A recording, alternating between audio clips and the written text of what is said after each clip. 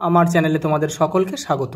আজ আমরা class 4-এর ion Martin প্রশ্নবিচিত্রা থেকে অঙ্কের তৃতীয় পর্যায়ক্রমিক মূল্যায়নের তৃতীয় স্কুল সলভ করব।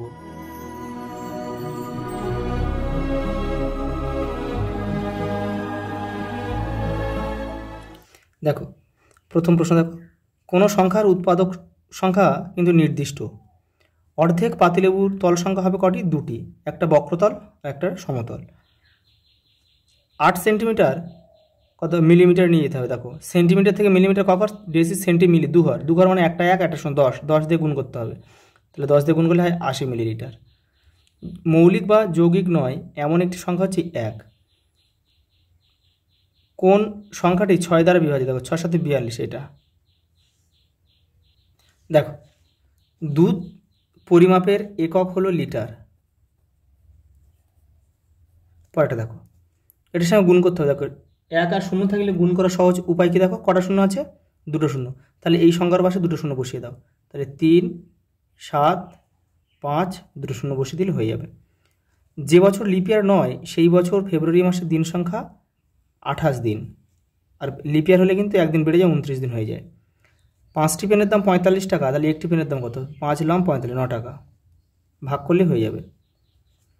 দুটি পরস্পর ছেদি সরলরেখার ছেদবিন্দুর সংখ্যা কটা? একটি। একটি হয় যে এই আর এই ছেদ করলো, দুটো সরলরেখা বলেছে, দেখো এই জায়গায় ছেদ করেছে একটা। পরেরটা দেখো, উৎপাদকের সাহায্যে গুণ করো, দেখে নাও। দেখো, 20 টাকা ভাঙো, তাহলে 2 2 2 4, 4 5 20। আচ্ছা, 12 টাকা ভাঙো, 2 2 গুণ 2, 2 গুণে 4, 3 4 12। তাহলে দেখো, দুইগুলো আগে গুণ করো, 2 2 গুণে 4, 4 2 8, 8 গুণে 16। আর এখানে কী রয়েছে? 3 আর 5 রয়েছে, 3 আর 5 গুণ করো, 3 5 15, আর 15 আর 16 গুণ করো, দেখো কত হবে? 240। এই বিয়োগ রয়েছে কিলোগ্রাম আর গ্রামের, এই যে করে দিয়েছি। দেখো, উৎপাদক মৌলিক উৎপাদকের সাহায্যে ভাগ করো, দেখে নাও, ভালো করে বুঝে নাও। দেখো, এটাকে আগে উৎপাদকে ভাঙলাম, ভেঙে কী পেলাম? দেখো, 2 একটা পেলাম, 3 কতগুলো? দেখো, 4টে 3 পেলাম, আর এখানে 7 পেলাম দুটো। আর এটাকে ভাঙলাম, দেখো ভেঙে 4টে 3 পেলাম। দেখো, আমরা এইভাবে লিখতে পারি, এটাও মানে ভাগের চিহ্ন।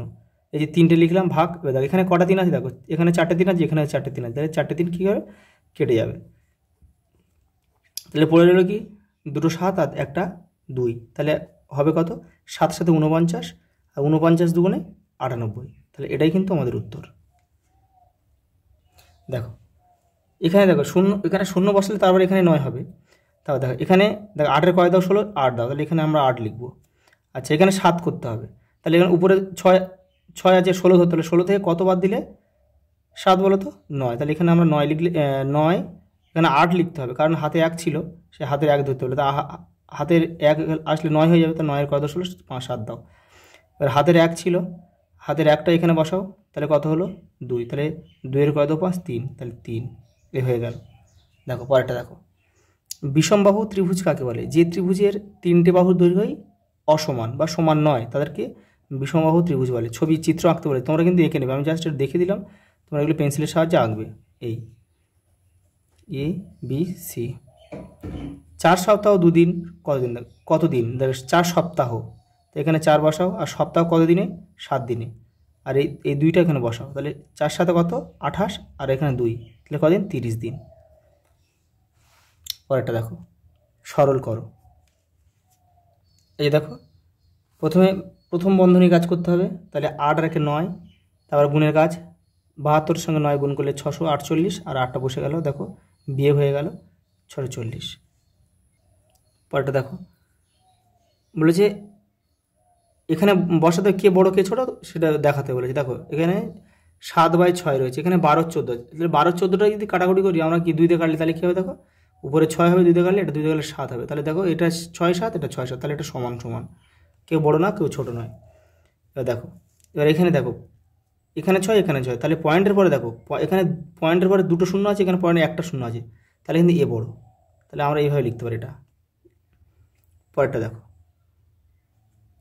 680 মিনিট কত ঘন্টা কত মিনিট? মানে 60 দিয়ে ভাগ করতে হবে, 60 দিয়ে ভাগ করে যেটা ভাগফল হবে সেটা ঘন্টা, আর যেটা অবশিষ্ট বেরোবে সেটা হচ্ছে সেটা হচ্ছে মিনিট বেরোবে।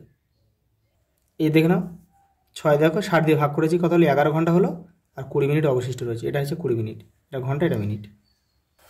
পরেরটা দেখো, প্রদত্ত চিত্রের পরিসীমা নির্ণয় করো। পরিসীমা বলতে চারদিকের যে বেড়াগুলো আছে যোগ করতে হবে। দেখো তাহলে এখানে 4 আছে, এখানে 8 আছে, তাহলে 4 কত 12, 12 আর এদিকে 4 আছে। দেখো 12 আর 4 কত হচ্ছে 16, 16 আর এই 2, 16 আর 2 কত 18, আর এদিকে 5 আছে, 18 5 23, তাহলে হবে এটা 23 সেমি।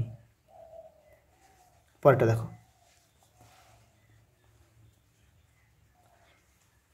প্রতিটি বাক্সে 36টি করে আপেল রাখবো। 200টি আপেল কেনা হয়েছে, তবে কতগুলি বাক্স রাখতে পারবো আর কতগুলি আপেল পড়ে থাকবে। দেখো ভাগ করতে হবে, ভাগ করলে কিন্তু আমাদের উত্তরটা বেরিয়ে যাবে। এই দেখো 36, 5 36-এর সঙ্গে কত হলে 180, তাহলে এখানে 20 অবশ্যই, তাহলে আমাদের এতটা কিন্তু বাক্স লাগবে আর এতটা আপেল পড়ে থাকবে।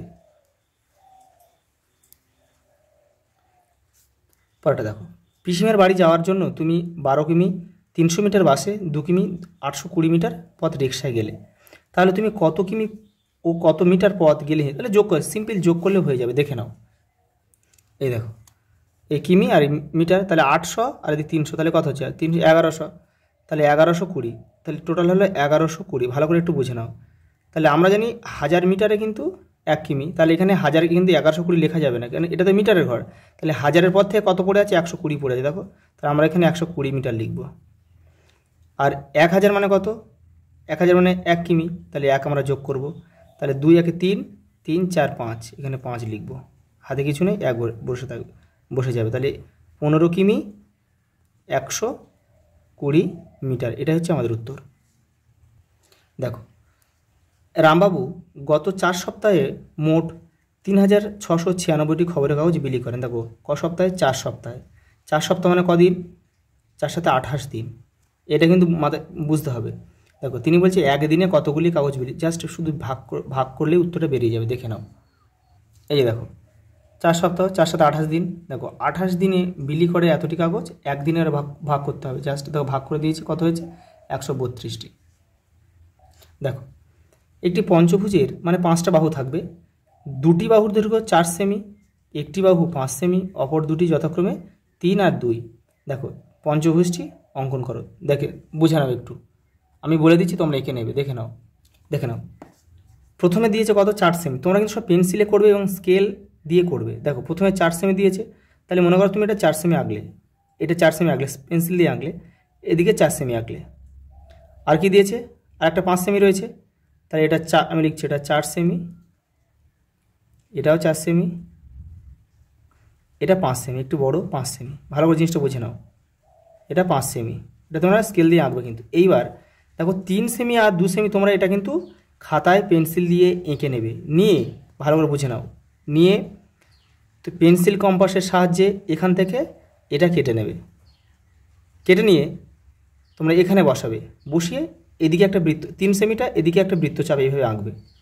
আর পরেরটা দেখো, পরে ঠিক এইটাকে কেটে নেবে, 2 সেমিটা কেটে নেবে, ঠিক উল্টো দিকে বসাবে, বসিয়ে এখানে বসাবে, বসে এখানে কেটে দেবে, যেখানে পড়বে আর কি কেটে দেবে। যেখানে ঠিক ছেদ বিন্দু হবে সেটা জাস্ট যদি যোগ করে এইভাবে যোগ করে দেবে, স্কেল দিয়ে যোগ করে দেবে। নাহলে কিন্তু তোমরা শুধু স্কেল দিয়ে আঁকলে কিন্তু তোমরা মেলাতে পারবে না, শুধু মানে মিলবেই না। ঠিক আছে, এটা 3 সেমি হয়ে গেল, আর এটা কি 2 সেমি হয়ে গেল, তাহলে কিন্তু মিলে যাবে।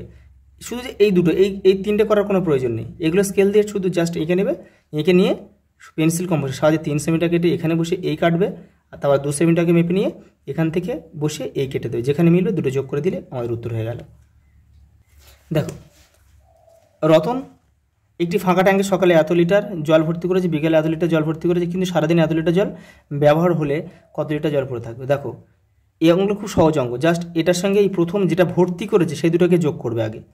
এই 35 লিটার 750 মিলিলিটার আর এদিকে 18 লিটার 580 মিলিলিটার আগে যোগ করবে, যোগ করে যে উত্তরটা হবে সেটা থেকে এটা বিয়োগ করে দেবে। দেখো সব অঙ্ক করতে গেলে কিন্তু ভিডিওটা অনেক বড় হয়ে যাচ্ছে, তাই অনেক বড় হয়ে গিয়েছে।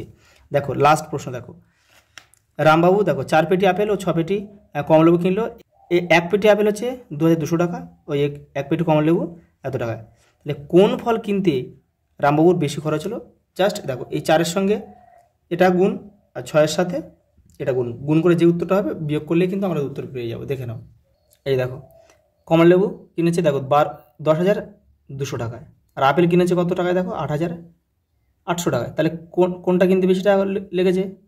কমলা লেবু। কত বেশি? দুটো বিয়োগ করে দিলাম, দেখো 1400, 1400। এটাই আমাদের উত্তর। আজ এই পর্যন্ত, দেখা হবে পরের ভিডিও।